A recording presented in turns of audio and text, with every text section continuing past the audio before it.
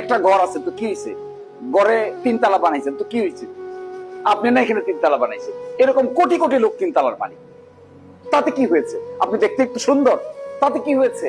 পৃথিবীর এমন লোক আছে, মিশরে যান, সৌন্দর্য দেখলে পাগল হয়ে যেতে। যদি কেউ মিশরে গিয়া থাকেন, ইজিপ্টে গিয়া থাকেন, মানুষের চেহারার সৌন্দর্য দেখলে আমার আপনার চেহারার একটু সৌন্দর্য আছে, এই জন্য যে অহংকারটা দেখাই, এইটা 2 পয়সার কাজে লাগে। সৌদি আরবে যান, কাতারে যান, কুয়েতে যান, এখানে এসিতে বসবাস করেন না, তাই খুব অহংকার। গিয়া দেখেন ওখানে কাজের লোকেও এসিতে বসবাস করে। থাকবে না তো এই অহংকার, থাকে না। তারপরে কেন এই অহংবোধ মানুষকে এমন এক পর্যায়ে নিয়ে যায়, তখন মানুষের এদের ব্যাপারে আল্লাহ তাআলা বলছেন যে এমন লোক দুনিয়াতে আছে যাদের চোখ আছে কিন্তু দেখে না, যাদের কান আছে কিন্তু শোনে না, অন্তর আছে কিন্তু উপলব্ধি করে না। আল্লাহ বলছেন উলাইকা কালানাম বাল হুম আদাল। এরকম লোক যারা আছে তারা পশুর চেয়ে নিকৃষ্ট।